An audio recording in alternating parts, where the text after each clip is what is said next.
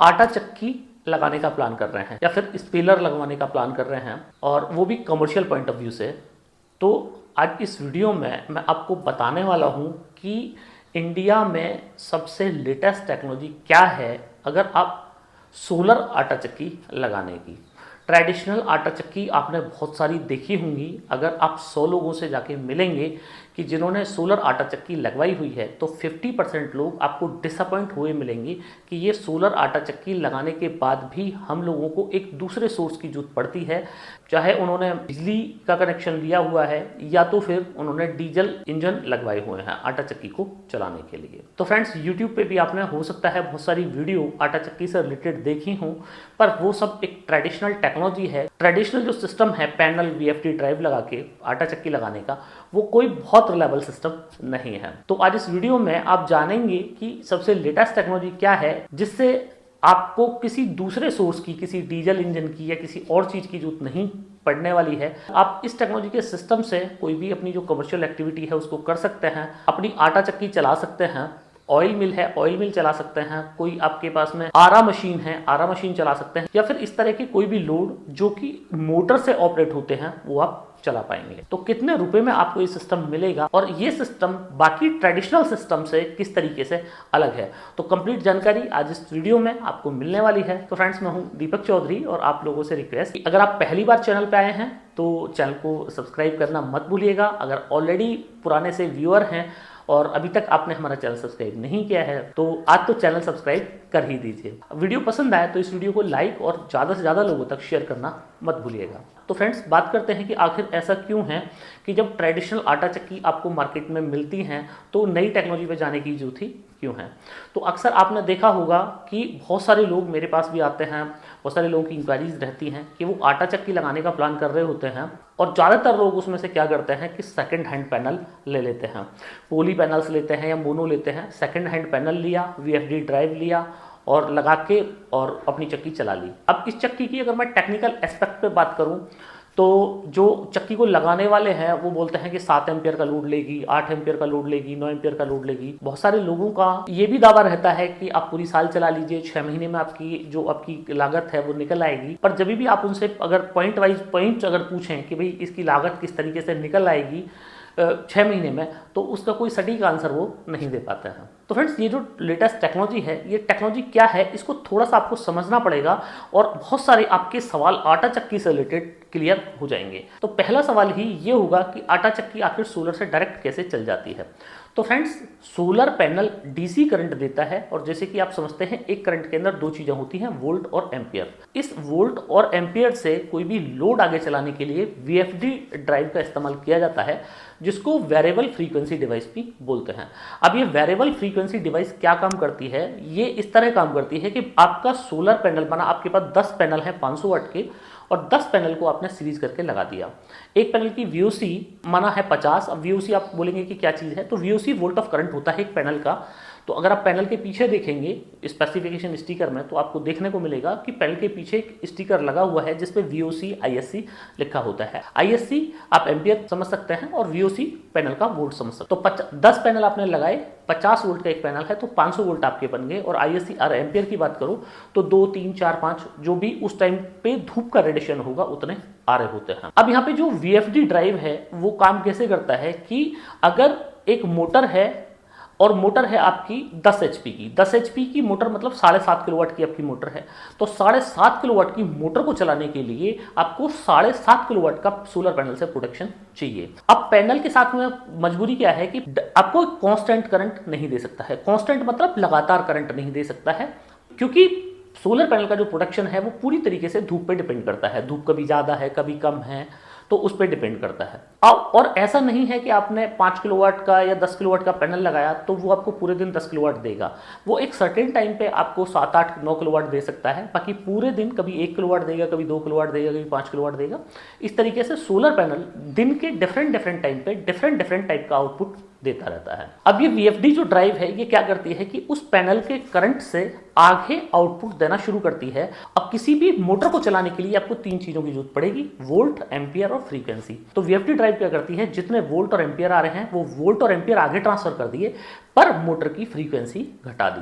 अब मोटर की फ्रीक्वेंसी आपकी स्टैंडर्ड की मैं बात करूं तो माना है 50 हर्ट्ज, और 50 की जगह उसने 40 हर्ट्ज मोटर की फ्रीक्वेंसी कर दी। तो अब वो मोटर घूम तो जाएगी, पर वो मोटर उतनी स्पीड से और उतना लोड लेके नहीं घूमेगी जितना कि वो 50 फ्रीक्वेंसी पे लोड ले सकती है। 50 फ्रीक्वेंसी उसकी स्टैंडर्ड है।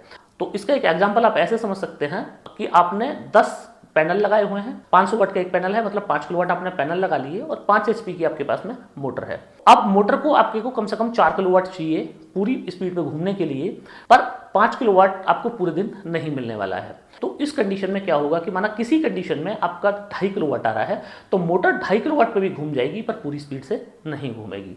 तो ये सब बात बताने का आपको कुछ मतलब है, वीडियो में आगे आप जानेंगे कि क्या मतलब है, क्यों मैं आपको ये चीज बता रहा हूं, और ये वीडियो शायद आपकी लाइफ का गेम चेंजर वीडियो साबित हो सकता है। अब अगली कंडीशन में क्या हुआ कि जब मोटर को चाहिए थे 4 किलोवाट और 4 किलोवाट उसको मिल गए, तो मोटर पूरी स्पीड पे घूमने लग गई। अब इस सीन के अंदर अगर आप समझेंगे तो आपको समझ आएगा कि किसी भी पैनल को अपने मैक्सिमम तक जाने के लिए करीब सुबह, एक नॉर्मल दिन की मैं बात कर रहा हूँ, 9 बजे का टाइम लगता है। 9 बजे पैनल कोई भी अपना मैक्सिमम परफॉर्मेंस पे जाएगा और करीब 2 बजे तक अपने मैक्सिमम परफॉर्मेंस पे वो रहता है। मतलब 4 से 5 घंटे का ये पीक टाइम बोला जाता है कि पैनल का पीक टाइम होता है। तो इस टाइम अगर आप मोटर चला रहे हैं तो आपकी मोटर चल जाएगी, जितना भी लोड लेना है उसको ले लेगी। पर इससे पहले और इसके बाद में सोलर पैनल का प्रोटेक्शन कम होता चला जाता है, जिससे आपकी मोटर की स्पीड धीरे धीरे कम होती चली जाती है। अगर आप वाटर पंप के सिनेरियो में देखेंगे, जो सब्सिडी वाले पंप लगे होते हैं, तो वहां पे आपको देखने को यही सीन मिलेगा कि जो पंप है आपका सुबह चल तो जाएगा 7 बजे ही, पर वो पानी जो देगा वो जरा जरा सा पानी देगा। 9 बजे जाके वो फुल फोर्स के साथ में पानी देना शुरू करता है, 9 से 10 बजे, और करीब 2 बजे के बाद में वो फिर पानी फिर स्लो बंद हो जाता है। तो अगर आपने पूरे इन्वेस्टमेंट को आप देखेंगे कि आपने 2 लाख रुपए का इन्वेस्टमेंट डाला और ओवरऑल जो आपको जो उसका आउटपुट मिलेगा वो मिला आपको 6 घंटे, और वो भी साल के सर्टेन टाइम में। अब साल में यही नहीं होता है कि पूरे दिन अच्छा ही मौसम है, कई बार बारिश भी होती है, कोहरा भी होता है, बादल भी होते हैं। तो उन टाइम को अगर आप निकाल दें तो ज़्यादा से ज़्यादा साल के 200 दिन ही आप इस वाले ट्रेडिशनल सिस्टम के साथ में काम कर पाते हैं। अब सेकंड हैंड आपने पैनल ले लिया, तो सेकंड हैंड पैनल और VFD आपने ले ली, तो आपके कम बजट में काम हो गया। पर आपने यहाँ ये नहीं समझा कि आप एक पूरे दिन में जहां पे आप 1000 रुपये कमा सकते थे, केवल आपने 400 रुपये ही कमाए। क्यों? क्योंकि आपका जो प्रोडक्शन टाइम था वो आपका बहुत शॉर्ट हो गया। अब इसको अगर लॉन्ग ड्यूरेशन की मैं बात करूं कि कोई भी सेकंड हैंड पैनल जो होता है वो बहुत सारे लोग इस तरह गुमराह कर देते हैं कि वहां से उतर के आया है, वहां से चोरी होके आया है, वहां से ये हुआ है। बेसिकली जो सेकंड हैंड पैनल है वो डिग्रेड हो चुका होता है या फिर डिग्रेशन उसका शुरू हो चुका होता है। डिग्रेशन का मतलब है कि कोई भी पैनल अगर 100 वाट का पैनल है, अगले साल 100 वाट का पैनल 90 वाट देने लगा तो 10% का डिग्रेशन इसको बोला जाएगा। और इस तरह अगर पैनल का डिग्रेशन शुरू हो जाता है तो अगले 4 से 5 साल में पैनल पूरी तरीके से डिग्रेड हो जाता है। या फिर पैनल के अंदर कई सारी और भी समस्याएं होती हैं, जिसमें स्नेल ट्रेल होता है, हॉट स्पॉट पैनल के अंदर बन जाते हैं, या फिर माइक्रो क्रैकिंग आ जाती है। तो उस सिनेरियो में इस तरह के पैनल को बेच दिया जाता है, रिजेक्ट में बेच दिया जाता है। और इस पैनल को अक्सर कुछ भोले भाले लोग सही पैनल समझ के खरीद लेते हैं, और एक लॉन्ग टाइम में जब उनका पूरा इन्वेस्टमेंट का वो रिटर्न निकाल ले होते हैं तो उन्हें पता चलता है कि ये इन्वेस्टमेंट उनका एक बेकार इन्वेस्टमेंट हो गया। तो ये सारी बातें मैंने आपको इसलिए बताई क्योंकि मार्केट के अंदर जो ट्रेडिशनल टेक्नोलॉजी आप देखते हैं, ये ट्रेडिशनल टेक्नोलॉजी सोलर आटा चक्की या फिर किसी भी इस तरह की कॉमर्शियल एक्टिविटी को चलाने के लिए बनी ही नहीं है। VFD को जो बनाया गया है वो मोटर की स्पीड को कंट्रोल करने के लिए बनाया गया है कि मोटर की जो स्पीड है या जो उसके जर्क लोड हैं मोटर के, उनको कंट्रोल कर लिया जाए। ये सोलर सिस्टम के लिए VFD होती ही नहीं है। बेसिकली जुगाड़बाजी से इस VFD को सोलर सिस्टम के अंदर इस्तेमाल किया जाता है। तो अगर आप प्लान कर रहे हैं VFD के साथ में जाने का तो आप फिर कतई प्लान मत कीजिएगा। क्या आपको प्लान करना है वो मैं आगे बताता हूं। तो अब बात कर लेते हैं कि आपने एक 18 इंच या 24 इंच की आटा चक्की ली हुई है, तो आपका पहला सवाल होगा कि कितनी बड़ी मोटर आप उस पर लगानी है। तो मोटर आप अगर आपने 24 इंची की आटा चक्की ली है तो आप करीब 10 HP की मोटर आप उसके ऊपर लगा सकते हैं। 10 HP की मोटर उतना लोड ले सकती है कि जितना बेसिकली आपको चाहिए होता है। तो आपने 10 HP की मोटर ले ली। अब बात आती है पैनल की कि पैनल आपको कौन सा लेना चाहिए। तो मार्केट में आपको 3 तरह के पैनल देखने को मिलते हैं, पॉली, मोनो और बाइफेशियल। दोनों ही पैनल में आपको एक और टेक्नोलॉजी देखने को मिलेगी, एक है पी टाइप, एक है एन टाइप। एन टाइप आज से पहले अगर आपने मेरे वीडियोस देखे हो, पहले से मुझे फॉलो कर रहे हो आप, तो आपने पहली बार एन टाइप का वर्ड शायद जीवन में पहली बार मेरे ही किसी वीडियो पे सुना होगा, और जिस टेक्नोलॉजी को हम लोग 4 साल से बनाते हैं। इसके अलावा इस साल बहुत सारी कंपनियों ने एन टाइप अपने पैनल्स लॉन्च किए हैं, तो अब आपके लिए एन टाइप एक कॉमन वर्ड हो जाएगा। तो एन टाइप जो पैनल होते हैं उनका डिग्रेडेशन कम होता है, आउटपुट ज़्यादा होता है, वारंटी भी आपको ज़्यादा मिलती है। अगर एक्चुअल आपके पास में एन टाइप पैनल है, जेन्युइन एन टाइप पैनल आप खरीदते हैं, तो उसकी वारंटी आपको 30 साल मिलती है। अगर बात करें पी टाइप की, तो पी टाइप की वारंटी आपको मिलती है 25 साल, और 25 साल के अंदर भी उसमें स्टैंडर्ड आउटपुट की वारंटी आपको मिलती है। अब यहाँ पे मैं आपको बताता हूँ, माना आपने पॉली पैनल जो है वो आपने लिया 20 रुपये वाट का, मोनो लिया आपने 25 रुपये वाट का, और बाइफेशियल लिया आपने 30 रुपये वाट का। तो आपको लगेगा कि यार मैं बाइफेशियल क्यों लगवाऊँ, पैनल 30 रुपये वाट का, उतना ही पैनल में मेरा काम, पॉली पैनल से कम पैनल से मेरा काम चल जाएगा। यहाँ पे आपको एक चीज़ और समझनी पड़ेगी कि कोई भी जो पैनल होता है उसके किलोवाट से कोई मतलब नहीं है कि 1 किलोवाट लगवाया आपने, 2 किलोवाट लगवाया। मतलब इस बात से है कि वो आउटपुट आपको कितना देता है। आपने 1 किलोवाट पॉली पैनल लगवाया, पर उसका पूरे दिन में आपको मिलेंगी 4 यूनिट, 3.5 से 4 यूनिट। मोनो लगवा लिया तो 5 यूनिट, और बाइफेशियल एन टाइप लगवा लिया तो 6 यूनिट। तो 1 किलोवाट का कोई मतलब ही नहीं रह गया, क्योंकि चाहिए आपको जनरेशन, ना कि किलोवाट। आपको दुनिया को नहीं दिखाना है कि मेरी छत पे 5 किलोवाट लगा है, 10 किलोवाट लगा है, आपको बेसिकली उसके जनरेशन से मतलब है। तो यहाँ पे लेटेस्ट टेक्नोलॉजी ये है कि आप पॉली पैनल्स या मोनो के साथ में न जाके आप एन टाइप बाइफेशियल पैनल के साथ में जाइएगा, तो वो एक ज़्यादा बेहतर सॉल्यूशन आपको मिल जाएगा। अब मैं एन टाइप बाइफेशियल की ही क्यों बात कर रहा हूँ, इसका मतलब ये है कि एन टाइप बाइफेशियल जो पैनल हैं उसमें अगर अर्ली मॉर्निंग भी आप चेक करेंगे तो पूरे वोल्टेज बन जाते हैं।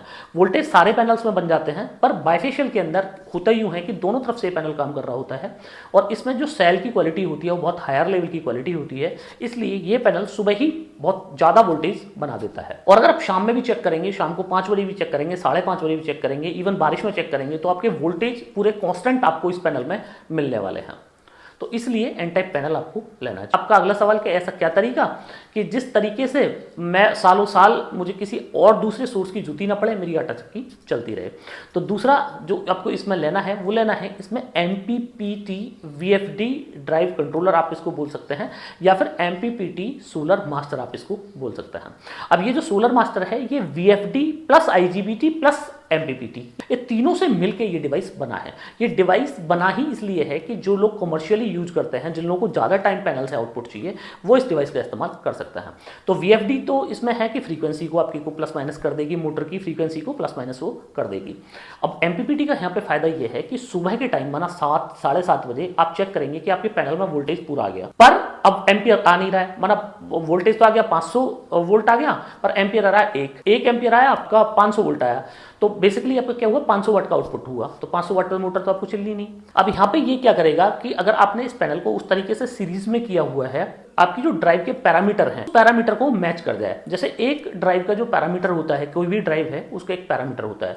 अब पैरामीटर क्या होता है, जैसे उसको मोटर को चलाने के लिए एक 5 HP की अगर मैं बात करूं, तो मोटर को चलाने के लिए उसको कम से कम 500 वोल्ट चाहिए या 450 वोल्ट चाहिए, ये उसका मिनिमम पैरामीटर है। और 5 एम्पियर चाहिए, ये उसका मिनिमम पैरामीटर है। तो आपने पैनल इस तरह डिजाइन करना है कि करीब 800 VOC आपको पैनल डिजाइन कर देना है, क्योंकि सुबह के टाइम क्या होगा कि सुबह के टाइम पैनल के अंदर वोल्टेज पूरा होगा। तो अगर आपने 800 वोल्ट पे अपना पैनल को डिजाइन किया है और मोटर का मिनिमम पैरामीटर है 450, तो क्या करेगा, एक्स्ट्रा जो वोल्ट है, जो आपके पास 350 एक्स्ट्रा वोल्ट है, उनको डाउन मार के एम्पियर में कन्वर्ट कर देगा। अब इसका फायदा क्या होगा, इसका फायदा ये होगा कि आपकी मोटर दिन में 1-1.5 घंटे शुरू दिन में पहले चल जाएगी और शाम को 1-1.5 घंटे ज्यादा चल जाएगी। अभी उसी सिस्टम से आप चला रहे थे 6 घंटे, अब इस सिस्टम से आप चला रहे हैं 9 घंटे। मतलब कि आप समझिए कि 1.5 गुना आपका प्रोडक्शन बढ़ गया, सेम उतने ही खर्चे में। तो ये उसकी लेटेस्ट टेक्नोलॉजी। अब आपका अगला सवाल होगा कि मेरे को कितना पैनल लेना चाहिए और कितने रुपए का वो पैनल पड़ने वाला है। तो फ्रेंड्स, एक मोटी सी कैलकुलेशन इसकी ये है कि आपको जितने HP की आपको कॉमर्शियल मोटर चलानी है, मतलब एग्रीकल्चर चला रहे हैं, वो उसमें फार्मूला अलग है, कॉमर्शियल में फार्मूला अलग है। तो कमर्शियल में फार्मूला ये है कि अगर आप 7.5 HP की मोटर चला रहे हैं तो करीब 9 या 9.5 किलोवाट का आप उसके ऊपर पैनल डालिएगा। उसका फायदा ये होगा कि सुबह के और शाम के टाइम दोनों टाइम में आपके पास ना वोल्ट ज्यादा होगा और आपने एमपीपीटी जो एमपीपीटी आपके पास में सोलर मास्टर लगा है वो सोलर मास्टर आपके वोल्ट को कन्वर्ट कर देगा और ज्यादा टाइम आपकी मोटर को चला देगा। अब बात यह कि ये प्रोडक्ट आपको मिलेगा कहां से, तो फ्रेंड्स ये जो प्रोडक्ट मैं आपको बता रहा हूं यह है नेक्सस का सोलर मास्टर। 4 इसकी वैरायटी आपको मिलती है। 1 HP से 3 HP के लिए एक ड्राइव आता है 2.2 किलोवाट, 5 HP से 10 HP मोटर चलाने के लिए दूसरा ड्राइव आता है 7.5 किलोवाट, इसके अलावा 11 किलोवाट आता है 10 HP से 15 HP की मोटर चलाने के लिए, और 15 किलोवाट आता है 15 HP से 20 HP की मोटर चलाने के लिए। तो 4 इसमें आपको नेक्सस के सोलर मास्टर मिल जाएंगे जो कि MPPT प्लस IGBT बेस्ड हैं। तो आप VFD से आप सोलर मास्टर को रिप्लेस कीजिएगा। अब इनकी जो कीमत है वो आप वेबसाइट पर चेक कर सकते हैं, बाकी मैं इस वीडियो के डिस्क्रिप्शन में अपने सेल्स मैनेजर के नंबर भी आपको डाल दूंगा, तो आप उन लोगों को भी कॉन्टैक्ट कर सकते हैं। अब बात आ जाती है पैनल की कि पैनल आपको 20 रुपये वाट वाला डलना चाहिए कि 30 रुपये वाट की 45 रुपये वाट वाला। तो फ्रेंड्स यहाँ पे मैं आपको ये सजेस्ट करूंगा कि आप पैनल में एन टाइप बाइफेशियल पैनल आप लगाएं, अगर लगा सकते हैं तो, और नहीं लगा सकते हैं तो पोली के साथ तो कतई ना जाएं, आप मोनो पर्क के साथ में फिर जाएं। मतलब आपके पास अगर इस तरह का है कि बाइफेशियल पैनल को थोड़ा सा स्पेस चाहिए, मतलब 2-2.5 फीट का स्पेस चाहिए कम से कम ग्राउंड से, ग्राउंड क्लियरेंस 2-2.5 फीट का होना चाहिए बाइफेशियल पैनल का मैक्सिमम एडवांटेज लेने के लिए। अगर उतना नहीं मिल पा रहा है तो आप मोनोपर्क के साथ में चले जाइएगा।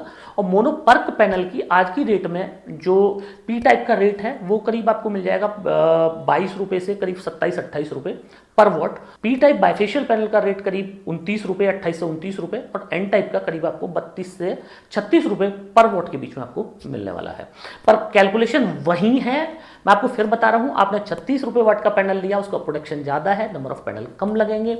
आपने 25 रुपये वाट का पैनल लिया, नंबर ऑफ पैनल ज्यादा लगेंगे। और सेकंड हैंड पैनल के चक्कर में आप बिल्कुल भी मत पड़िएगा। तो अब आपका एक सवाल ये होगा कि सर आपने प्राइसिंग अभी भी नहीं बताई है, तो मैं आपको प्राइसिंग बताता हूं फ्रेंड्स कि अगर आप अच्छी टेक्नोलॉजी मतलब एन टाइप पैनल और ये मास्टर के साथ में जाते हैं विदाउट स्ट्रक्चर 50,000 रुपये पर किलोवाट का आपका खर्चा आएगा एन टाइप के साथ में, और ये लेटेस्ट टेक्नोलॉजी के साथ में जाएंगे।